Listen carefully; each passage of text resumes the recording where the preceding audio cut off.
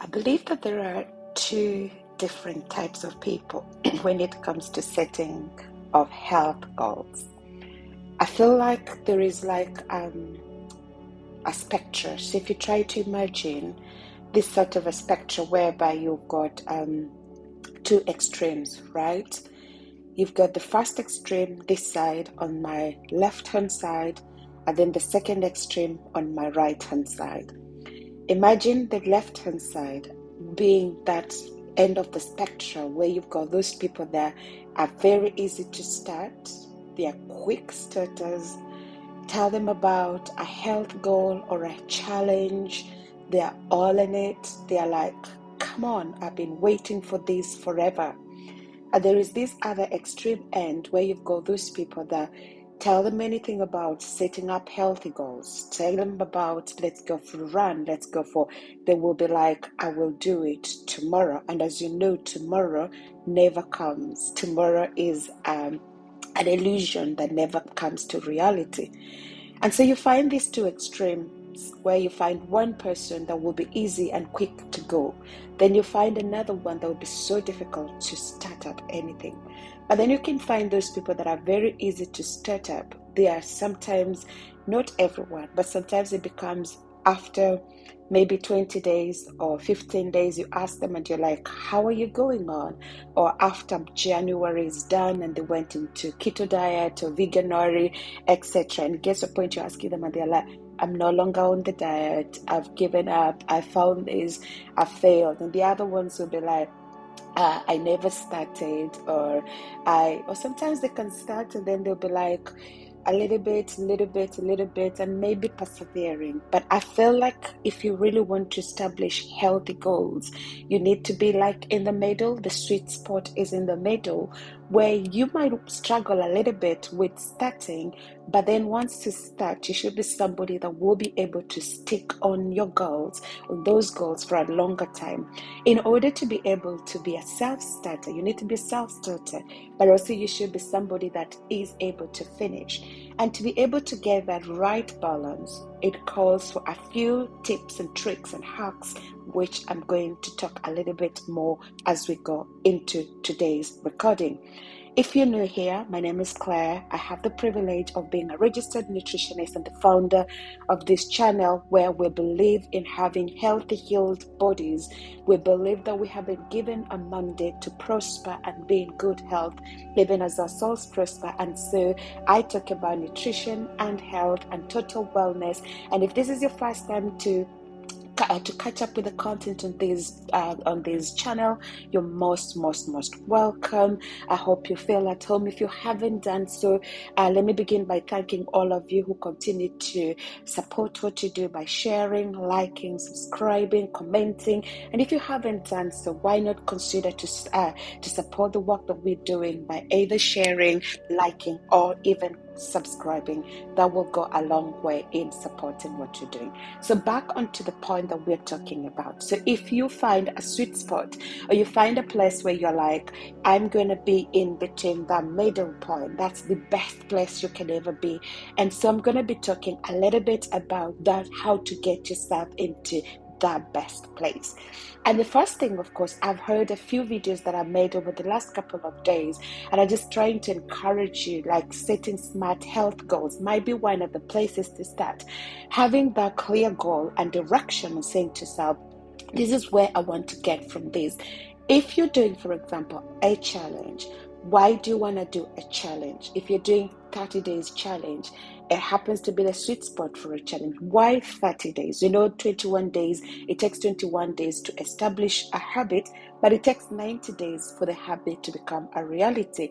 So in between the 21 and 90 days, maybe you might want to think, do I want to do a challenge to myself for 21 days so that I can change my habit? Or do I want to do 30 days, which is a month, which is more than 21 days, so it can become kind of like a habit for you? Or do you want to go closer to 90 so it becomes a lifestyle? That's something that you might want to think about when you are trying to set up health goals. Then the second other thing to think about is, again, as I say, going back into setting goals, is when you have clear goals, you will be able to figure out how to get to the end, right? If I want to travel from where I live at the moment and I want to go to Kenya, for example, I am originally from Kenya and I want to go to Kenya, I will sit down and say, I want to travel to go back home. To go home, I need to get number one, an air ticket, right? So I'll go to the airlines and start searching for the ticket. Then number two, I'll say to myself, okay, first of all, I'll need to know when am I going to go to Kenya. Then I'll book a ticket, and then the day that my travel comes, I'll have to go to the airport, and then when I get to the airport, I'll do the traveling. When I arrive in Nairobi, I'll have organized with my siblings somebody to pick me up, and then I'll know, am I going to stay with my siblings in Nairobi, or am I going to go back home to the village? There are those single steps that you might just say, oh, well, I'm going to Kenya. But there are those single steps, simple things that you have to think about as you're journeying, as you're walking towards your journey to going to a place. And so let's break it down back into a healthy journey, right? Your desire is, I don't assume that everybody who watches the videos on this channel is interested in losing weight. There are those who want to lose weight. There are those who want to maintain weight, whereas there are those whose desire maybe is to gain weight. So let's use a simple one. You want to lose weight. That should be your target. That will be your end goal, to lose weight, right? And then they break it down into simple, small steps. If I want to lose weight, I've said before, try to think, how much do I want to lose? It will start by going back to my analogy of going to Kenya, starting to set a date and saying, well, I'm going to go to Kenya on this date. But then I'll have to look around and think, okay, when am I having the flexibility? Am I busy at work? All those kind of things. So you might go back and think, start with a weight, weigh yourself and just see how many kilos am I at the moment, or pounds or stones am I at the moment. And then you start to think, okay, if I am, for example, 75 kilos at the moment, my goal is in 6 months, I want to be at 70 kilos, or I want to be at 65 kilos. And then once you know exactly where you want to be, then you start to break it down. And when you start breaking it down, that will call for a lot of discipline. It will call for a lot of dedication, because at the end of the day, once you break it down, let's face it, if we just woke up in the morning and nobody ate anything, we just drank our water, obviously we will starve, obviously we will be malnourished, but then we will not gain weight. But weight is basically the substance or the evidence that we are eating food, right? When we're hungry, sometimes when you're not hungry, the food that we eat for nourishment every single day, it goes into different processes. Just let's make it simple and easy. It's broken down. It starts being broken down in our mouth. It gets into the tummy. It gets absorbed into the bloodstream. And then after that, it will power the different organs that we have around the body. If you are having more than you need, that means you have energy excess. It just means that you're consuming a little bit more than you need in your day-to-day basis. Normally, it will become like this excess, right? And if you have excess, the body will want, depending on what you have, if you have protein, you'll just be overloading your kidneys, because it needs to break it down so that in the end you lose it out of your body through urine as urea, right? But if you are eating carbohydrate, the body has an ingenious way of it breaking it down into energy, and that energy can be stored. And once that energy is stored, obviously you start to see a little bit of an increment in the weight. And so if you are thinking about, I want to be able to lose weight, I want to be able to lose X amount of weight within a given period of time, then you have to go back and tell yourself, all right, this is my day. Face it and just say, like, this is how my day looks like. And it might call for maybe just sitting down one day. I love journaling and I love writing down. You might just sit down. There are apps that you can use to do that, but you can sit down with yourself and say, Claire, here we are. And then just say, this is my goal, and try to visualize yourself having to fit in that cloth, having to maybe do something that you couldn't naturally do because of a little bit excess weight that you had. And then just sit down and start writing. As you're writing, trying to ask yourself, so I want to lose 10 kilos within 6 months, or I want to lose 5 kilos within 6 months. And then start to think about, okay, so let me break down my day. Let's go day number 0. I don't want to call it number 1. It's planning day, right? If you don't plan, you're planning to fail.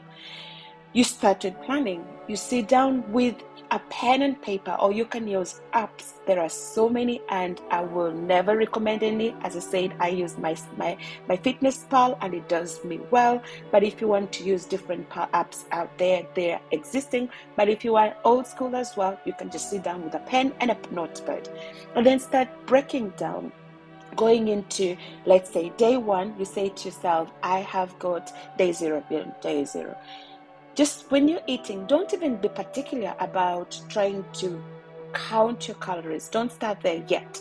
Don't start to limit your calories. Just say on a day-to-day basis, today is day 0. Do it during the week and say, this is what I had for breakfast. Write it down. I had this for mid snack. I had this for lunch. I had this for tea. Wherever it is, write it down. And then do this again on a weekend. Why am I saying on a weekend? Because weekends, people can easily overindulge, because that's when maybe you're invited for parties. If you're working through the week, maybe when you're a little bit more, have more time, you're staying home, you're maybe a little bit less busy. And when you're less busy, some people can naturally gravitate towards food. So do that on a weekday, then do that on a weekend. Once you do that on a weekday and do that on a weekend, and then you have a bit of an idea, this is all, try list as much as you can, everything that you eat. And then if you want to do it even better, get an app that will help you to break it down and to check, when I'm eating 1 banana, how many calories are in that banana? And then calculate and say, how many calories do I eat on a weekday? How many calories do I eat on a weekend? And then once you do this, once you finish that, look down and look at it and say, how many calories did I eat today? I ate 2,500 calories. But I'm a woman. Naturally, at maximum, I need to eat 2,000 calories. So I'm in excess of 500 calories. Maybe that was on a Friday or Monday. And then on a Sunday or a Saturday, I ate 1,500 calories. That means I am limited, or I have a negative balance of 500 calories. So once you know that, it gives you that opportunity to be able to have a leverage, because at the end of it all, you know where you're starting from, and you know if you're eating a lot during the weekdays or during the weekends, you can now start to think about being disciplined, so that you have mechanisms in place that will help you to be able to make the right decisions and to be able to make the adjustments. And then once you know how much you're eating, go down and break it down into, where is the biggest issue? Am I maybe snacking a lot? If you're snacking a lot, maybe which type of snacks are you having? If you're having things that are sugar loaded, you might want to swap your snacks. I call it healthy swaps, so that you are eating whole foods, fruits and vegetables, particularly vegetables that tend to be more in water and then have low calorific calorie. You might want to do that healthy stuff, but we'll talk about that next time. For today, it's just breaking it down, right? So once you know, this is where my weakness is. I'm eating, maybe my dinners tend to be bigger. I'm eating maybe more my ugali and pounded yam for dinner. Then it means at the end of the day, you might want to think, do I want to maybe change and eat these calories earlier rather than eating them late into bedtime? You might also want to think about the frequency of how you eat.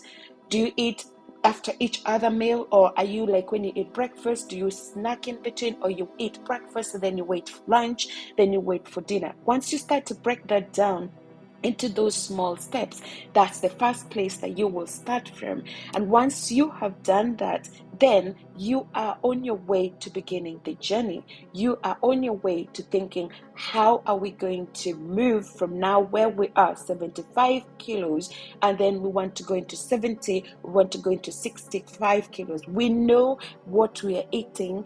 We know how many times in a day we are eating. We know how much we are eating during the weekdays. We know how much you're eating during the weekends. Once you know that, hold on that information tight, because next week we'll do the second part of this installation or installment, where we will be looking at how to start to break that down into realistic goals that will help us to be able to lose weight. I hope you have a great day. My prayer for you is that you prosper and be in good health, even as your souls prosper. Have a great weekend. I hope you know that you are loved, appreciated, and celebrated, and I shall see you again soon. If you've not done that, as I said before, don't forget to support us by clicking the like, share, or subscribe. And I shall see you again next week when I bring the second installment of a deep dive, where once you know these things, we'll break them down into even more easy ways of building healthy regimes. Have a good day. Goodbye.